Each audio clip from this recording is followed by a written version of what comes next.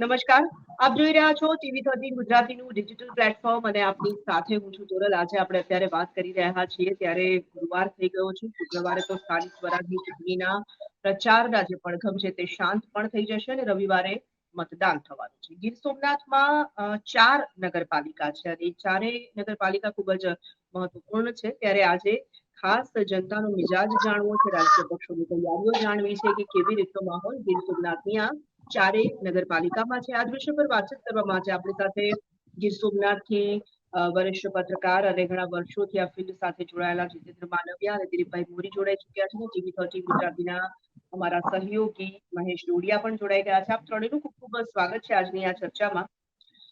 શરૂઆત જીતેન્દ્રભાઈ આપણાથી જ કરવા માંગીશ હું। ગીર સોમનાથમાં 4 મહાનગરપાલિકા છે, ચાર નગરપાલિકા છે ને એ ચારે જે નગરપાલિકા છે તેમાં કેવી રીતનો માહોલ અત્યારે હાલ જોવા મળી રહ્યો છે?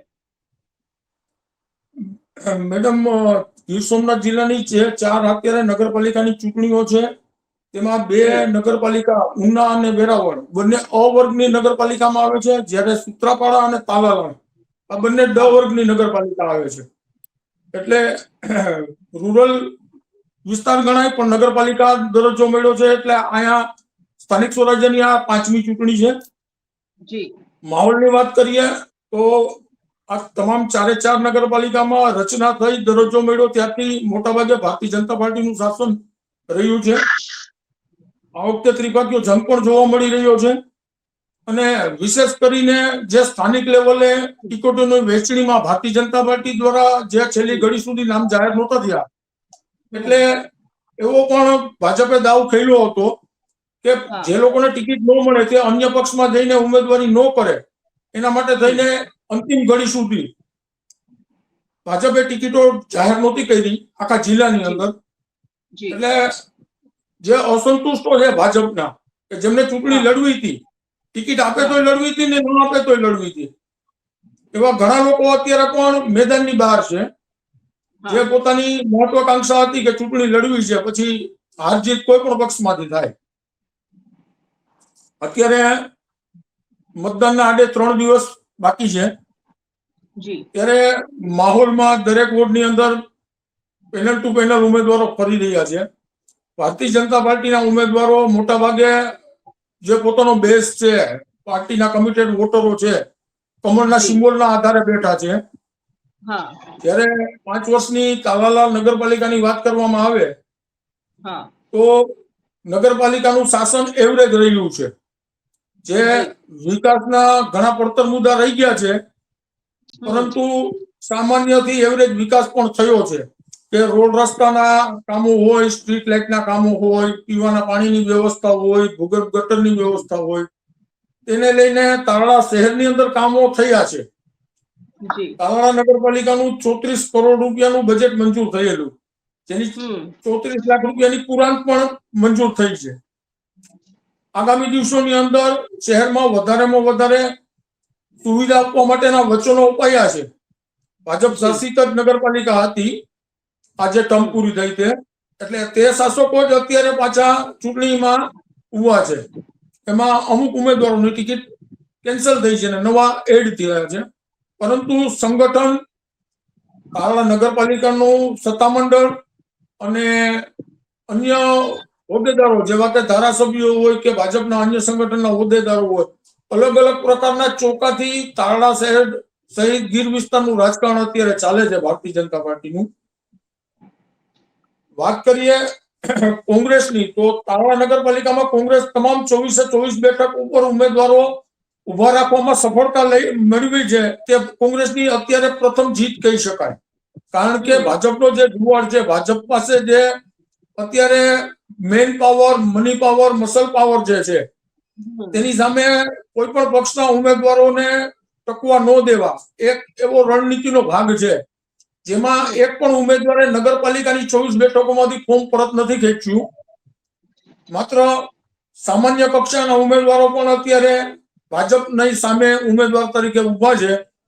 હવે લો પ્રોફાઇલ ઉમેદવારોને તાલાળા નગરના લોકો પસંદ કરે છે કે નહીં તે જોવાનું રહ્યું। આગામી મતદાનમાં એના તરફ વધારે મતદાન થાય છે તે જોવાનું છે, પરંતુ અત્યારે તો ડ્રાઇવિંગ સીટ ઉપર ભારતીય જનતા પાર્ટી હોય તેવી સ્થિતિ અમને નજરે પડે છે. બિલકુલ દિલીપભાઈ, ખાસ કરીને આપણે આજે 4 નગરપાલિકાઓની વાત કરી રહ્યા છીએ. 3 ટર્મથી આપણે જોઈએ તો ભારતીય જનતા પાર્ટી જીત મેળવતી આવી છે. આ વખતે કેવું ચિત્ર બની રહ્યું છે? કારણ કે અનેક જગ્યાએ એવું પણ થયું છે કે કેટલીક બેઠકો બિનહરીફ પણ થઈ છે. એ ખાસ કરીને આપણે ગીર સોમનાથની વાત કરીએ તો એ 4 મહાનગરપાલિકાઓમાં પણ એ પ્રકારનું ચિત્ર આપણે જોઈ રહ્યા છીએ. કેવી તૈયારીઓ છે રાજકીય પક્ષોની અને માહોલ તમને શું લાગે છે? જી, વાત કરવામાં આવે તો આ વખતે થોડા ઘણા ફેરફાર જોવા મળી શકે છે. ખાસ કરીને સૌપ્રથમ ઉના નગરપાલિકાની વાત કરીએ તો ઉના નગરપાલિકામાં કોંગ્રેસ છે તે એક પણ બેઠક ઉપર તેનો ઉમેદવાર નથી. જોકે આમ આદમીના અમુક ઉમેદવારો છે તે ઉના બેઠક ઉપર ચૂંટણી લડે છે, પરંતુ ઉનામાં બીજેપી છે તેનું વર્ચસ્વ છે તે લાંબા સમયથી ત્યાં છે. વાત કરીએ વેરાવળની મહત્વની ચૂંટણી આ વખતે માનવામાં આવે છે, કારણ કે જે બેઠકો છે વેરાવળ નગરપાલિકાની, તેમાં અનેક બેઠકો એવી છે જ્યાં ખૂબ રસ્સાકસી ભર્યો જંગ છે તે જોવા મળી રહ્યો છે. ક્યાંક ને ક્યાંક અસંતોષ છે. જે પાલિકાના જે સત્તાધીશો હતા તેનું જે કામગીરી હતી તેને લઈને સવાલો અનેક વોર્ડની અંદર ઉઠી રહ્યા છે. એટલું જ નહીં, ત્યાં જે ટિકિટો ફાળવણીની વાત હતી તેને લઈને પણ ક્યાંક ને ક્યાંક જે સ્થાનિક બીજેપી નેતાઓ છે તેની નારાજગી પણ સામે આવી રહી છે. તો વેરાવળની જે નગરપાલિકા છે ત્યાં આ વખતે એ કહેવું મુશ્કેલ છે કે બીજેપી કેટલી ત્યાંથી સીટો કાઢી શકે છે, કારણ કે બીજેપી ત્યાં અનેક બેઠકો ઉપર ચૂંટાય તેવું દેખાઈ રહ્યું છે, પરંતુ અનેક બેઠકો એવી છે જ્યાં કોંગ્રેસનો દબદબો આ વખતે જોવા મળી રહ્યો છે. તલાલાની વાત કરીએ તો તલાલાની 24/24 બેઠક છે. ત્યાં લાંબા સમયથી બીજેપીનું શાસન છે. સળંગ આ બેઠકો છે તે બીજેપી કબજે કરતું આવ્યું છે, પરંતુ આ વખતે અમુક વોર્ડ છે, જે 1-2 વોર્ડ છે, ત્યાં ખૂબ રસ્સાકસી હોય તેવું દેખાઈ રહ્યું છે. જોકે તલાલા નગરપાલિકા છે તેમાં વધારે પડતું અત્યારે પણ બીજેપીનું વર્ચસ્વ જોવા મળી રહ્યું છે. હવે વાત કરી લઈએ સૂત્રાપાડાની, તો સૂત્રાપાડા નગરપાલિકા પણ લાંબા સમયથી ત્યાં સ્થાનિક નેતાઓ છે તેના કબજો છે. મતલબ કે જે કેબિનેટ મંત્રી છે જસાભાઈ બારડ, તેના વર્ચસ્વ વાળી આ નગરપાલિકા છે. સૂત્રાપાડા નગરપાલિકામાં પણ ભાજપનો દબદબો જોવા મળી રહ્યો છે, પરંતુ આ વખતે આ નગરપાલિકાની બેઠકોમાં માત્ર ભાજપ અને કોંગ્રેસ નહીં, પરંતુ આમ આદમી પાર્ટી પણ અનેક બેઠકો ઉપર કૂદી પડી છે, અને તેના કારણે જ આ તમામ જે નગરપાલિકાઓ છે તેની ચૂંટણી છે તે આ વખતે રસપ્રદ બની ચૂકી છે. અનેક બેઠકો એવી છે જ્યાં આંકલન કરવું મુશ્કેલ બન્યું છે. જી મહેશભાઈ, તમારી પાસેથી મારે એ સમજવું છે કે જે રીતે દિલીપભાઈએ પણ વાત કરી અને જીતેન્દ્રભાઈએ પણ વાત કરી, એ જ વાતને આપણે જો આગળ વધારીએ છીએ તો કઈ એવી બેઠકો છે, કયા એવા વોર્ડ છે અથવા કયા એવા ઉમેદવારો છે જેની વચ્ચે આ વખતે તમને ટક્કર દેખાઈ રહી છે, અથવા એવું કહી શકાય કે આ જે 4 નગરપાલિકા છે એમાં કઈ કઈ જગ્યાએ સૌથી વધારે ટક્કર જોવા મળશે? ચોક્કસ વાત કરવામાં આવે તો જે 4 નગરપાલિકાઓની ગીર સોમનાથમાં જે ચૂંટણી યોજાવા જઈ રહી છે તેમાં ખાસ કરીને ઉનાની વાત કરવામાં આવી તો ઉનામાં 8 જેટલી જે બેઠકો છે તે બિનહરીફ થઈ છે અને ભાજપને ફાળી ગઈ છે. વાત કરવામાં સૂત્રાપાડા જે નગરપાલિકા છે તેમાં 1 બેઠક છે તે ભાજપને ફાળે થઈ ગઈ છે એટલે તે બિનહરીફ થઈ છે. વાત કરવામાં આવે તો જે વેરાવળ નગરપાલિકા છે તેમાં 1 બેઠક છે તે ભાજપને ફાળે ગઈ છે અને તે બિનહરીફ થઈ છે. જે વાત કરવામાં આવે તો તે આ 4 જે નગરપાલિકાઓ છે તેમાં 3 ટર્મથી જે ભાજપનું છે શાસન છે, ને ખાસ કરીને વાત કરવામાં આવે તો જે ઉના નગરપાલિકા છે તેમાં ભાજપનું પ્રભુત્વ ધરાવતી જે નગરપાલિકા છે તેમાં વાત કરવામાં આવે તો જે વોર્ડ નંબર 7 માંથી ભાજપ દ્વારા છે તે લોકગાયિકા છે રાજલ બારોટ છે તેમને ટિકિટ આપવામાં આવી છે. ને વાત કરવામાં આવે તો તેમના સામે જે કોંગ્રેસનો ઉમેદવાર નથી, જે આપનો ઉમેદવાર છે તેમની સાથે સીધી ટક્કર છે. તે જે ઉમેદવાર છે તેમાં ગુજરાત આખાની નજર છે તે જે વોર્ડ નંબર 7માં જે રાજલ બારોટને ટિકિટ આપવામાં આવી છે તેમના નજર છે. ને આવનારા જે દિવસોમાં જે વોટિંગ થશે ત્યારે જે આ બેઠક છે તે ભાજપને ફાળે જાય તેવું પણ લાગી રહ્યું છે. બિલકુલ. જીતેન્દ્રભાઈ, ખાસ કરીને આપણે જયારે વાત કરી રહ્યા છીએ તાલાળા, સૂત્રાપાડા, ઉના કે વેરાવળ, આ 4 જે નગરપાલિકાઓ છે એમાં મારે તમારી પાસેથી પણ એ સમજવું છે કે કઈ કઈ જગ્યાએ ટક્કર થશે અને સાથે સાથે પડકારો તમારી દ્રષ્ટિએ કયા છે રાજકીય પક્ષોની સામે? કારણ કે સ્વાભાવિક જનતા તેના સ્થાનિક પ્રશ્નોનું નિરાકરણ આવ્યું કે નહીં તે વિચારશે. અનેક એવા અંતરિયાળ વિસ્તારો આપણે પણ જોઈ ચૂક્યા છે કે જેમાં હજી પણ વિકાસ પહોંચવો જોઈએ એટલો પહોંચ્યો નથી. તો શું સ્થિતિ છે ત્યાં? બેન, તાલાળા નગરપાલિકા અને સૂત્રાપાડા નગરપાલિકામાં પરિસ્થિતિ એવી છે કે કોંગ્રેસ તો પરંપરાગત હરીફ બન્યું હતું, પરંતુ આમ આદમી પાર્ટી આવી અને અમુક વોર્ડની અંદર ત્રિપાખીયો જંગ કર્યો છે. જે મુસ્લિમ બહુમતી વિસ્તારવાળા વોર્ડ જે છે, જ્યાં કોંગ્રેસના જીતવાની આશા હોય છે, ત્યાં આમ આદમી પાર્ટી અને કોંગ્રેસ બંનેનું મેદાનમાં ઉતરવાથી એમના મતોની વહેંચણી થવાથી ભાજપને ફાયદો થઈ રહ્યો છે. એટલે કોંગ્રેસ માટે જે શ્યોર વોટ ગણાતા હતા તે અત્યારે આમ આદમી પાર્ટીની એન્ટ્રીથી કોંગ્રેસ માટે મુશ્કેલી વાળી પરિસ્થિતિ બનાવી છે. વાત રહી વેરાવળ નગરપાલિકાની, તો વેરાવળ નગરપાલિકાની અંદર ભાજપના જે 6 વોર્ડ છે તે શ્યોર ગણાય છે, પરંતુ જે ભાલકા ભીડિયા વિસ્તાર આવે છે, સોમનાથ સોસાયટી વાળો જે વિસ્તાર આવે છે કે જે મુસ્લિમ બહુમતી વાળો વિસ્તાર છે, તે વિસ્તારના વોર્ડોમાં કોંગ્રેસ સીટો કાઢશે. એનું કારણ છે કે આ વખતે ધારાસભ્ય વિમલ ચુડાસમાથી લઈ અને કોંગ્રેસનું શીર્ષ નેતૃત્વ વેરાવળ નગરપાલિકાની ચૂંટણીને લઈને પણ ભારે મહેનત કરી રહ્યું છે. એટલે જે સુસ્ત વિભાગ હતો જે ચૂંટણીને લઈને કોંગ્રેસનો, તે એક્ટિવ મોડમાં દેખાય છે. તાલાલામાં લો પ્રોફાઇલ ઉમેદવારો કામ કરે છે. સંગઠનનું કોઈ કોંગ્રેસનું એવું માળખું કામ નથી કરવું, પરંતુ જ્ઞાતિવાઇઝ ટિકિટો વહેંચણીમાં સમીકરણોમાં જે થાપ થવાની છે ભારતીય જનતા પાર્ટી દ્વારા, એ ભાજપને ભારે પડી શકે અને કોંગ્રેસને ફાયદો થઈ શકે તેવું જણાઈ રહ્યું છે. બેન જી દિલીપભાઈ, એ જ સવાલ હું આપની પાસે પણ લઈને આવું છું કે પડકારો રાજકીય પક્ષોમાંથી, આપણે કોઈ પણ રાજકીય પક્ષની વાત હોય, અત્યારે હાલ જે સત્તા પક્ષ છે એની વાત હોય કે વિપક્ષની વાત હોય, પણ કયા એવા મુદ્દાઓ છે જે પડકાર બની શકે છે આ ચૂંટણીમાં? જે વાત કરીએ તો જે બીજેપી માટે સૌથી મોટા પડકારો છે, કારણ કે લાંબા સમયથી બીજેપીનું ત્યાં શાસન છે. દરેક નગરપાલિકાની અંદર ખાસ કરીને વેરાવળ હોય કે તલાલા હોય, ત્યાં જે સ્થાનિક લોકોના સામાન્ય નાગરિકો છે, મતદારો છે, તેના જે વોર્ડ વાઇઝ ના પ્રશ્નો છે, એ પછી સ્ટ્રીટ લાઇટ ના હોય, રોડ રસ્તા ના હોય, પાણી ના હોય, ગટર ના હોય, બગીચા ના હોય. વેરાવળમાં આવા ખૂબ ઇસ્યુ જોવા મળી રહ્યા છે. ખાસ કરીને ચોમાસા વખતે પણ ખૂબ મોટા પ્રમાણમાં પાણી ભરાવાના પ્રશ્નો રહે છે. નગરપાલિકાએ અનેક વખત જે રહીશો છે ત્યાં આવીને વારંવાર ત્યાં ધ્યાન દોરતા હતા, પરંતુ નક્કર કામગીરી છે તે અનેક વોર્ડની અંદર નથી થઈ. તેને લઈને ત્યાં અત્યારે જે પરિસ્થિતિ ઊભી થઈ છે તેનું કારણ એ છે કે 5 વર્ષની જે ભાજપનું શાસન હતું અને જે કામગીરી થઈ હતી ત્યાં સવાલો ઉઠ્યા હતા, અને તેનું પૂરતા સમયની અંદર નિરાકરણ ન થવાના કારણે અનેક વોર્ડની અંદર આ સમસ્યા ઊભી થઈ છે. ઉના નગરપાલિકાની વાત કરીએ તો ત્યાં લાંબા સમયથી ત્યાંના સ્થાનિક નેતા છે કાળુભાઈ રાઠોડ, તેનો દબદબો છે અને તેના કારણે જ ત્યાં કોંગ્રેસને ઉમેદવારો નથી મળતા. પરંતુ આમ આદમી છે તેને ત્યાં અનેક ઉમેદવારો રાખ્યા છે. પડકાર એટલા માટે છે કે આમ આદમીના ઉમેદવારો ના હોય તો એ નગરપાલિકા બિનહરીફ થઈ જાય. લાંબા સમય પહેલા પણ ત્યાં અનેક સીટો છે તે બિનહરીફ થતી આવી છે. આ વખતે એ પડકાર છે કે આમ આદમી પાર્ટીના ઉમેદવારો મેદાને છે, જેના કારણે આ ચૂંટણી થઈ રહી છે અને ત્યાં પણ માહોલ ગરમાયો છે. હવે વાત તલાલાની, તો એવું પણ સાંભળવા મળે છે કે બીજેપી માટે સૌથી મોટો પડકાર એ છે કે અનેક બીજેપીના સ્થાનિક જે મતભેદો છે તે ક્યાંક ને ક્યાંક ટિકિટોને લઈને મતભેદો હોઈ શકે છે. એક મોટો પ્રશ્ન છે. કોંગ્રેસ છે તેના દ્વારા ત્યાં ઉમેદવારો રાખવામાં આવ્યા છે.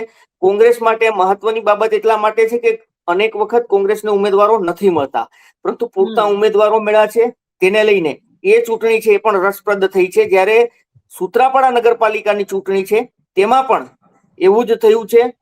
દરેક સીટો ઉપર લડાઈ રહી છે, જો કે 1-2 સીટોને બાદ કરતા તમામ બેઠકો ઉપર ચૂંટણી થઈ રહી છે. અને સૂત્રાપાડામાં ભાજપ, કોંગ્રેસ અને આપ વચ્ચે ખરાખરીનો ખેલ થઈ રહ્યો છે, કારણ કે આ વખતે આમ આદમી પાર્ટી પણ પૂરા જોશથી લડી રહી છે, જેના કારણે ભાજપ માટે પણ પડકાર છે અને કોંગ્રેસ માટે પણ પડકાર છે. જી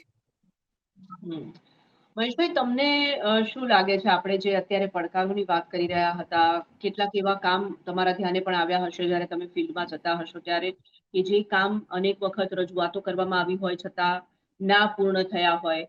સાથે સાથે એ સવાલ પણ મારે તમને પૂછવો છે કે જે ઉમેદવારો ઈચ્છતા હશે કે અમને ટિકિટ મળે, અને બની શકે કે એ લોકોને ટિકિટ ન મળી હોય, તો આંતરિક નારાજગી, આંતરિક જૂથબંધી આ તો રાજકીય પક્ષો સાથે જોડાયેલી બાબત જ છે. તો શું આવું કંઈ આ 4 નગરપાલિકામાં જોવા મળે છે ખરું? જે વાત કરવામાં આવે તો જે વેરાવળ નગરપાલિકા છે તે અનેક વખત વિવાદોમાં રહી છે. વાત કરવામાં આવે તો રોડ રસ્તા, ગટર સહિતની જે સમસ્યાઓને લઈને લોકોની નારાજગી છે તે જોવા મળી હતી. જે ટિકિટ વહેંચણીને લઈને પણ મતભેદો છે તે જોવા મળી રહ્યા હતા. અને જે અનેક ઉમેદવારોની જે ટિકિટ છે તે વેરાવળ નગરપાલિકામાં કપાઈ છે તેમાં પણ ક્યાંક ને ક્યાંક નારાજગી છે તે જોવા મળી રહી છે. તેનું ચોક્કસ કારણ વાત કરવામાં આવે તો જે ઉમેદવારોને જે ટિકિટો કાપી છે તેમના મતભેદને લીધે જે ભાજપના વોટ છે તે કપાય તેવું ચોક્કસથી લાગી રહ્યું છે અને તેમાં જે કોંગ્રેસ છે તેમને પૂરેપૂરો ફાયદો થાય તેવું પણ અમુક જે વોટ છે તેમાં લાગી રહ્યું છે. જી બિલકુલ જીતેન્દ્રભાઈ, ફરી એક વખત આ ચારેય નગરપાલિકાની જે વાત છે, ચારેય નગરપાલિકામાં કઈ નગરપાલિકા એવી છે કે જ્યાં ટક્કર થશે, અને સાથે સાથે જો ચારેય નગરપાલિકાની આપણે ઇન્ડિવિજ્યુઅલી વાત કરવામાં આવે તો કયા કયા વોર્ડ એવા હશે કે જ્યાં તમને ટક્કર લાગી શકે છે, અત્યારે હશે એવું લાગે છે? ઉના નગરપાલિકાની અંદર આમ આદમી પાર્ટીના જે ઉમેદવારો ઉભા છે તે ત્યાંના વ્યક્તિગત નેતા કાળુભાઈ રાઠોડના અગેન્સ્ટમાં ઉભા છે અને ભાજપમાંથી એમને ટિકિટ મળવાની કોઈ સંભાવના નથી, એટલા માટે ઉભા છે. ત્યાં ઉજળિયાત વર્ગના જે મતો છે તે ભાજપ તરફી જ હોય છે, પરંતુ આ આપના ઉમેદવારો જે નબળા વર્ગના મતદારો છે તેમને રીઝવવાનો પ્રયત્ન કરી રહ્યા છે. 2 વોર્ડની અંદર રસાકસી હોય તેવું જાણવા મળી રહ્યું છે. બાકી ભાજપને વધારે પડતા યોગ્ય ઉમેદવારો મળ્યા હોય જેથી ભાજપ એમાં ડ્રાઇવિંગ સીટ ઉપર રહેશે. તાળા નગરપાલિકામાં વોર્ડ નંબર 1 અને વોર્ડ નંબર 6 આ બંને વોર્ડની અંદર ત્રિપાતીય જંગ જેવી પરિસ્થિતિ છે. બાકીના વોર્ડમાં ભાજપ આગળ હોય તેવી પરિસ્થિતિ લાગે છે. સૂત્રાપાડામાં પણ ત્રિપાતીય જંગ છે, જેથી સૂત્રાપાડાની અંદર 2 વોર્ડની અંદર આમ આદમી પાર્ટીના સ્થાનિક ઉમેદવારો પોતાના ઓળખના કારણે આગળ ચાલી રહ્યા હોય તેવું ચિત્ર દેખાઈ રહ્યું છે. બાકી 4 વોર્ડની અંદર ભાજપની પરિસ્થિતિ સારી દેખાય છે. ત્યારે વેરાવળ નગરપાલિકાની પરિસ્થિતિમાં વેરાવળ શહેરનો જે વર્ગ ટિકિટની વહેંચણીને લઈને નારાજ થયો છે ભાજપથી, જેમાં પ્રજાપતિ સમાજ આવે છે, અન્ય બીજા સમાજો આવે છે કે જેના વિરોધો જાહેરમાં આવ્યા છે અને ભાજપના નેતાઓ મનામણા કરવા આવ્યા છે. એટલે એ જે સમાજના મતદાન જે વોર્ડમાં આવે છે ત્યાં ભાજપ માટે કટોકટી બની શકે તેવી પરિસ્થિતિ છે. જી બેન. જી દિલીપભાઈ, ખાસ કરીને ઉમેદવારો માટે હવે પ્રચાર થતો હશે, રાજકીય પક્ષો સ્વાભાવિક એડી ચોટીનું જોર લગાવતા હશે. ગીર સોમનાથમાં પ્રચારનું ચિત્ર કેવું છે? કારણ કે હવે આમ જોવા જઈએ તો આ અંતિમ 24 કલાક છે અત્યારે આપણે જયારે વાત કરી રહ્યા છે ત્યારે, ત્યારબાદ ડોર ટુ ડોર પ્રચાર શરૂ થશે, પણ પ્રચારમાં રાજકીય પક્ષોએ કેટલું જોર લગાવ્યું છે? જી વાત કરીએ તો તમામ જે ત્રણેય પક્ષો છે, આ તમામ પક્ષોએ જબરજસ્ત રીતે પ્રચાર અભિયાન છે તે શરૂ કર્યું છે.